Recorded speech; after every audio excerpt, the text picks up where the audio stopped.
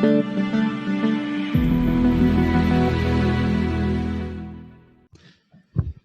guys, Paul from the innovation community here. Today I'm with Liana Lubel from Abbott. Now, Liana is the global head of strategic insights for Established Pharmaceuticals at Abbott and also has senior experience with Nielsen as well. Great to have you with us. Hi Paul, how are you? Yes, very well, very warm. And just tell us a bit about yourself in a few words to start with. Right, well, you described my role, but I think importantly for this podcast is just I am really a curious person and really insatiable. I'm always looking for something new, and I think that that's where probably my love for data came for. Yeah. So where did your career in data really start? I would actually have to say that at school, interestingly, and not in a great way. So I studied marketing, and I can't remember what class it was exactly, but when they started talking about data, I swore that I would actually never work in market research and never anything related to data. So there you go. I was very wrong, but yeah, I think that that's where it all started. And how has that changed over time? Well, I mean, luckily, real life is actually pretty different than school, right? And so already with my first job, I think I realized pretty quickly how important actually data was and how much it could actually bring to my career and in general to what I was actually doing. So what happened basically is I think I had been in the role for about a month or so, and I was challenged by my CMO at the time to work on a launch proposal for a new product. So at the time I believe it was a hairstyling product, and to put it together in a week and to present to the board. And obviously I was just coming out of school, right? So I had absolutely no idea. I barely knew what a launch proposal was actually. And hairstyling product, I only knew from using it, right? But nothing else. So I was a little bit in panic, but I actually accepted the challenge. And at the time, the head of research actually offered to help me. And so it turned out that with data and with her help, I was actually able to put down a story that I felt comfortable telling, and that at the same time, it was good enough that the board of directors actually bought the idea and we were able to launch the product. And so I think that I felt that as my first sort of success, and obviously that made me fall in love with data, I think.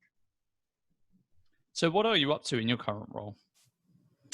Well, just like at the time, I was actually trying to build that story to sell to the board of directors the launch. Right now, I am still trying to build stories, but this time I am really in charge of building stories to change a culture, a whole culture. So the idea is to have the company become a lot more data-driven, a lot more insights-driven. And this comes all from understanding what consumers actually want, but using data and using facts to be able to do it and to be able to base every decision based on data, right? So really trying to inspire people to lose the fear of data that they have, to use it and to understand the power behind it so that we can find growth opportunities. And again, as I said, like sort of make every decision based on data. Makes a lot of sense. So what really is the interest about continuing to work with data for you then? Yeah, so I think that I found over my career that most business people are afraid of data on one hand. And on the other hand, most data lovers, let's call them that way, or scientists, in a way get very technical, right? And are in love with the technical details. And I think that the strength really comes from the mixture of these two, right? And finding the right balance of it. And that is what I'm really interested on. So I mentioned that my background was, what I studied was in marketing, right? So I don't have a technical background per se, but I have never been afraid of data. And it has been pretty easy for me to understand it. And I have been very good at making the link between what the business wants, what we need out of data, and then how can we use data to answer those questions. And I think I have been able, with a lot of examples, to find stories in which I can show how to use that data for the power of the business, right? And it's just exciting every time that you actually do it. Absolutely. So what are some of the major successes you've achieved over your career? That's a hard one. Well, I would actually say that every career move that I have made is actually has had data implications, or is actually at the base because of data, right? So I talked a little bit about my first job and how I was a brand manager and how I actually used data, right? But then afterwards, because of that, that's when I decided to move into insights and be a lot more involved into data. I actually found that brand managers were not as data savvy as I wanted actually to be. So data decided my first move, right? But that is true for some other of my moves. I used to live in Mexico, and then I moved for personal reasons to France. And when I moved to France, I was offered a job in a forecasting company, and not any forecasting company, but actually like the most famous, right, and well-known forecasting companies in the consumer good product. And I had no idea what forecasting was, but I took on the role, and I did a pretty good job. I actually was involved in creating the model of forecasting for some Eastern European countries, right? Even though my background was not of science. So again, like very heavy implications of data that took the decision, or that made me take the decision of every move of my career, right? And these are just two examples, but this is true, I think, if I look back throughout my career of how I have made the moves, right? And tell me about a time that you affected change in a major organization and some of the challenges that came with that.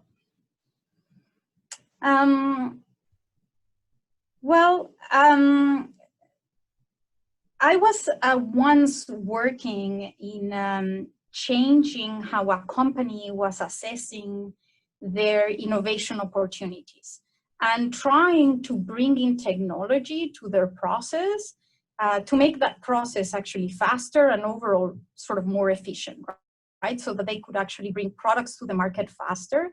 It took less time, but actually with a very solid process of evaluation of those ideas before bringing them to market. So trying to bring in removing the risk pretty early on in the process. And as I started, actually, I realized the amount working on it. I realized the amount of challenges that were involved in it, right? On one hand, I mean, the company already had a process that was working and that was established there, and with established norms for many, many years, right? And so we actually needed to change that, and we needed to make people comfortable with the idea that the new system was actually going to give as robust measures as they had before. And we needed to establish sort of a bridge between these norms that they had, these old norms, and whatever they were going to get now, right? Which was not at all exactly the same, but how it was better and how to interpret them. But it also had a really big human implication, because the innovation process in a company really has to do with everything else. It determines a lot of things in the company, right? It determines supply chain, the demand process. It determines how people actually, for example, how leadership takes decisions in a meeting of what things should be launched or not, right? And so we had to make sure that before rolling out these were actually ironed out, that everyone was actually feeling comfortable.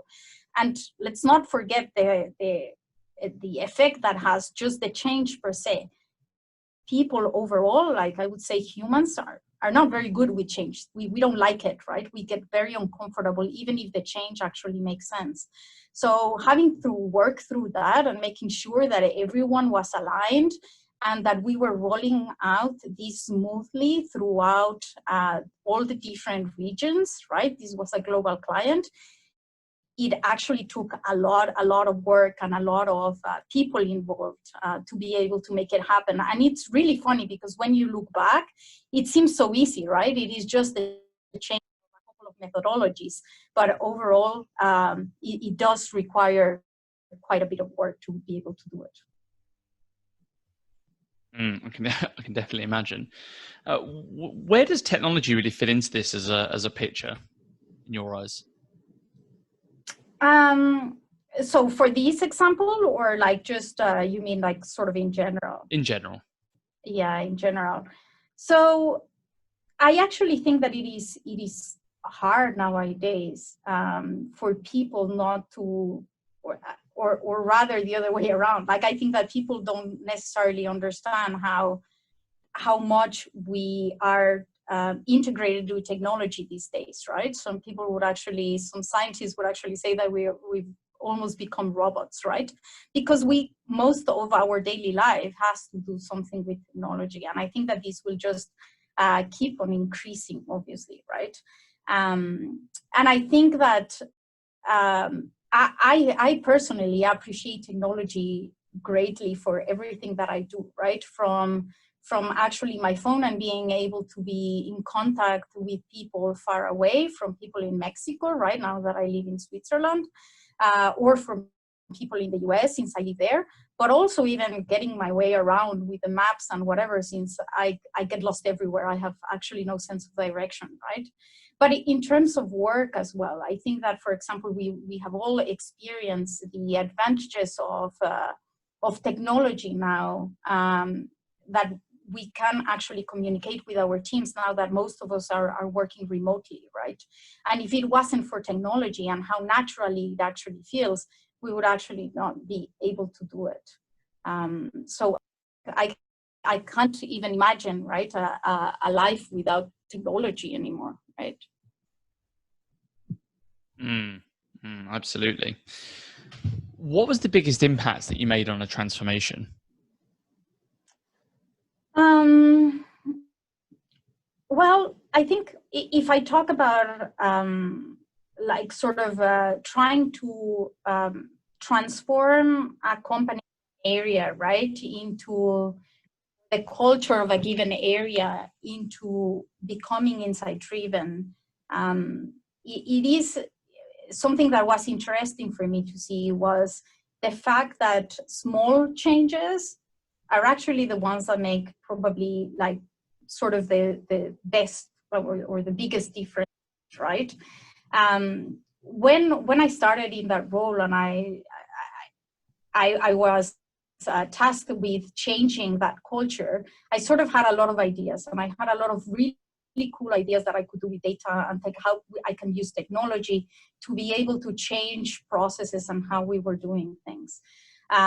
But because I realized that we had a lot of data in place and that the data was probably not being used the way that, or in the extent that we could actually take advantage of, I decided very early on that we actually needed to put together a very simple sort of daily notice with the 3 or 4 things that leadership had to pay attention to. So 3 or 4 things that you have to know today.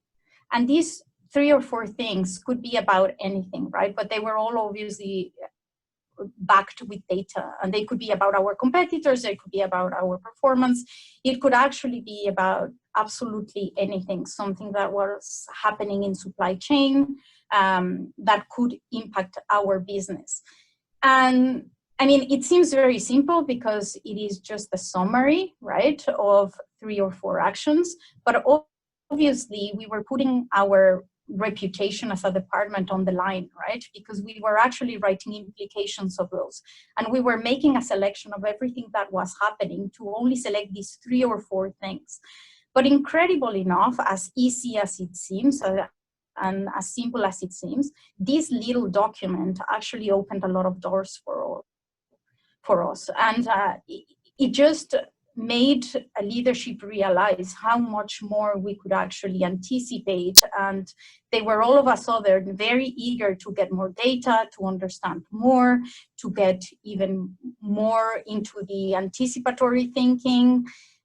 So really it had an impact that I did not expected from just a simple document where I was actually just trying to start bringing the light of some of the information that we already had available, right? Fantastic case study there. Obviously, a big part of transformation is teams. How would you describe your leadership style? Well, I don't know if this is exactly what my teams would actually say of me, right? But I think that they think I'm rather tough. But overall, I would say two words that would describe it would be, or that are important for me, are empowerment and accountability, right? I try to set a vision, and then I make sure that people are themselves in answering that vision. So I ask a lot of questions, but I make sure that they actually drive it in a very personal way. So I have made throughout my career an effort to have very diverse teams. And the reason for it being that I'm pretty persuasive, I have a strong character, and I get very passionate, right, about things. And so if I'm not careful about bringing in new perspectives, things look very much like me, right, which is not how the world actually should be. And so I therefore have learned that I really need to empower them and let them be who they are, and let them bring like their personal self and who each of them, their differences, to work, and make sure that they are working on something that they feel excited about and that they feel proud about. And yeah, I think that, and I try to make a lot of teamwork. So my team works pretty closely together, and they share a lot, and they build on each other's differences because they not all know how to do every little thing that we actually need to do. So I guess that's probably a good description. Yeah, and I'm sure they appreciate it. Where did you see the biggest opportunity for improvement within your organization? Oh, wow. I see many, actually. Yeah, I think I see many because I'm actually a change lover, right? And I have trained myself to see sort of opportunities of changes everywhere. So I see a lot of opportunities. But overall, and this is not only for Abbott, but like sort of in general, I think that companies, and especially pharma, still has a long way to go in mixing data and getting the value out of mixed data. So breaking the silos of data and of information and of facts, and trying really to integrate the external data and the internal data that they actually have. Pharma companies actually own a lot of data, right? But they are, most of them, a lot of companies are just sitting in there. And systems don't necessarily talk to each other. So I think that still the biggest opportunity is on trying to find ways to marry that data and to try to take the power out of it, and to try to, like, the interpretation of that data within each of the companies to give them their own flavor and culture is where the value will actually bring. So I think there's a long way to go there still. And what was the biggest mistake you made during your career? Oh, wow. I have made a lot. I really made a lot, because I think that that's the way that you learn, right? But one that I think will stay with me forever was when I was in this forecasting company, and I missed a sales forecast, but this was quite an important one. So we were actually consulting a company. They wanted to launch a product in Indonesia, and Indonesia is like a pretty difficult market for certain products, because the way that this was a personal care product, and they were launching in sachet, right? So in little doses, because they cannot, people can't afford buying a big bottle of whatever it is, of cream or whatever it is. And so we were actually, my team and I were working on this forecast, and this was a very big client, right? And we were working with them with a long time. And I have to say, for the record, right, because everyone that is going to listen to this is going to think that I was totally crazy. But for the record, I had a very good record of forecasting in the right, and my team had actually done very good forecasting in the past for this company. So our arrogance actually took us to present a forecast that was 10 times lower than what the client actually expected. And that was actually tough to do. Like, the client went so much, I mean, the difference is so big, as you can imagine, right? That any other company would have decided not to launch with it, right? So usually this was what they took as a decision to launch or not to launch. This client actually decided to go ahead with the launch, but because of the forecast that we did, they actually had quite a bit of problems with the supply, because they were not foreseeing the amount of product. They were not sure of the amount of product that was going to be needed. So it had very big implications, even though they were still ahead. They went ahead with the launch.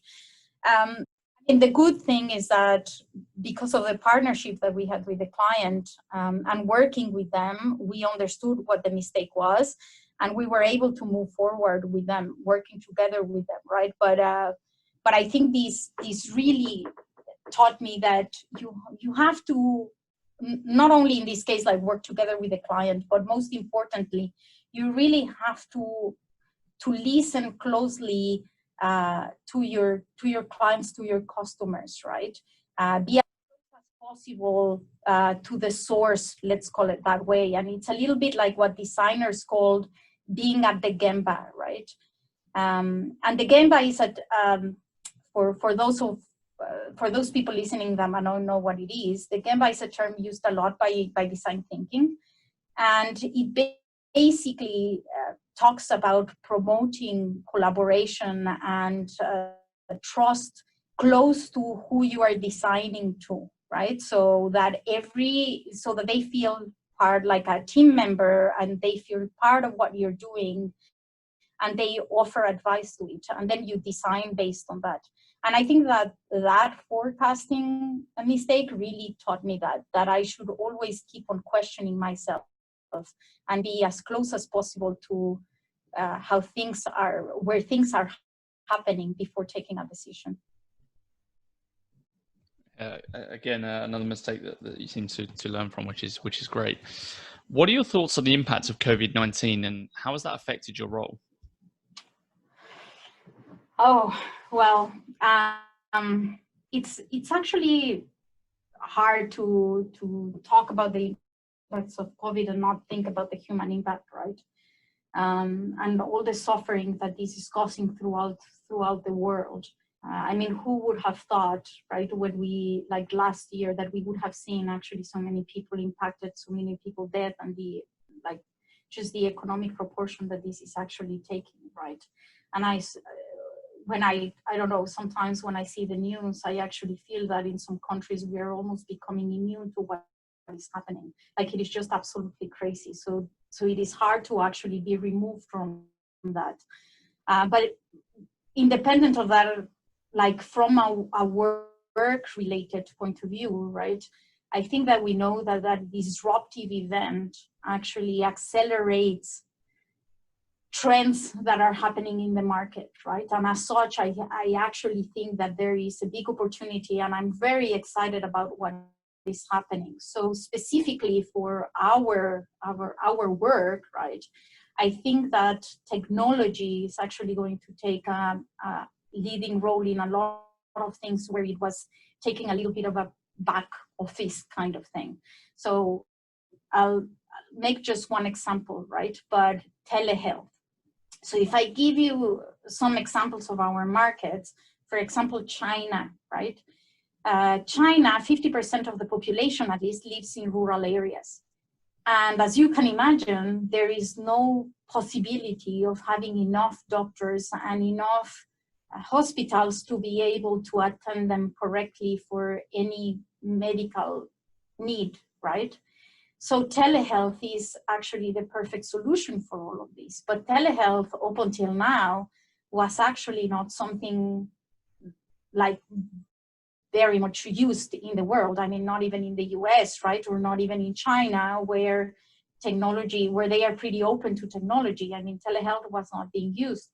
But with COVID, actually 70% of every prescription or every doctor visit had to be done through telehealth. And so reality is that these made evident for both the doctors and for patients, and overall it made evident like the advantages that telehealth can actually bring, right? And so we won't go back to the normal of having only face-to-face visits to doctor. And I think that this is very exciting and very encouraging, because with these, there will be the possibility of so many more people being able to be treated, and also for doctors to be able to put a lot more attention on things where they are more valuable than probably, for example, some of the first calls with patients, right? So I am very excited about what, like the good part of what COVID is actually accelerating, right? That makes sense. And what's your top working from home tip? Well, I mean, for me, it was actually pretty natural working from home, but I do have to say that I had some team members that had never actually worked from home, and for which it was not as easy, right? But I think that the tools that we have nowadays, actually, there are a lot of different ones that can help you really bring communication to the same levels as if you were working at the office. And I think that as long as you like keep on that communication as natural as possible, right? And as that being with a mix, in my team specifically, we actually do it with a mix of, sometimes it's Messenger, sometimes it's WhatsApp, sometimes it is actually video calls, and we use them throughout the day, and we use them a little bit now it's so natural that it is not even planned, right? So as long as you keep that communication actually going, I think that is the most important thing for in terms of teamwork. And then I just think that the hardest thing of working from home is stopping work, right? So having that discipline, not only to like stand up in the morning. Some people talk about standing in the morning and taking a shower and getting dressed. I think that the most difficult part is at one point of the day, just saying, that's it. I'm closing my computer. That's it for today. See you tomorrow, right? For me, that's the most difficult one. Yeah, that's the tricky one. What does your routine look like? Well, I don't really have one, right? I actually, I think that one of the things that I like most about my job here at Abbott is that there's no such thing as routine. Like, we are very open to experimenting, and as such, of course, I have certain things that I have to do every day, like pay attention to our performance, or tracking our brands, or making sure that we know what's going on among competitors and things like that, right? That are like more routine, right?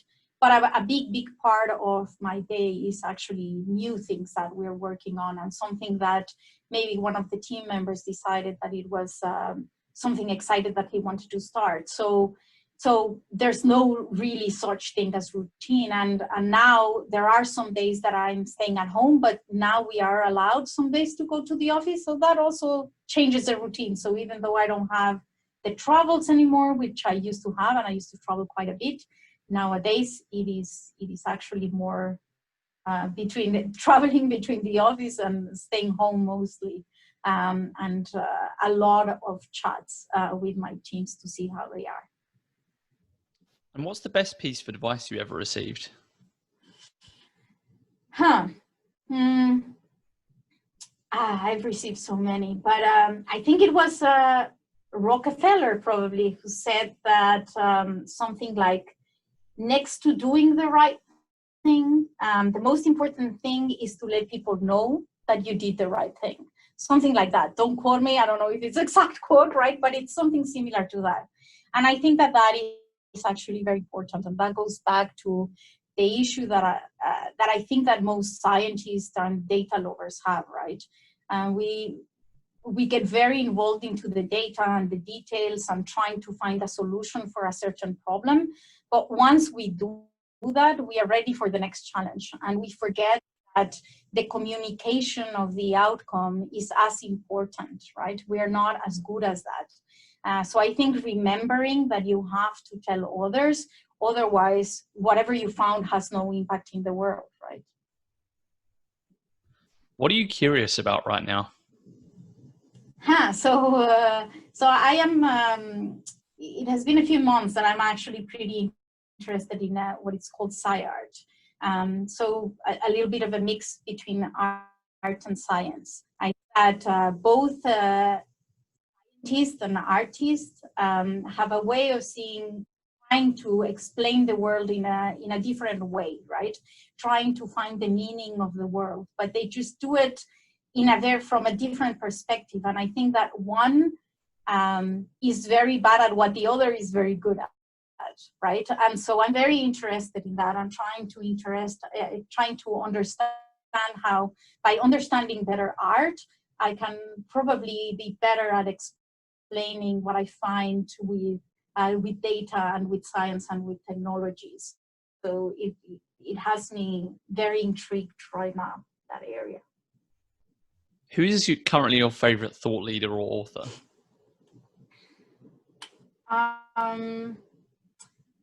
Well, I'm going to choose right now Neri Oxman. Neri Oxman is an architect actually at MIT, but she actually created something called material ecology, and she uses a lot of technology advances, but also like things like 3D printing and synthetic biology to create a mix of architecture and works of art in a way, right? So if you don't know who she is, you should look her up. She's very famous for something called the Silk Pavilion, where she actually created a whole structure with silkworms.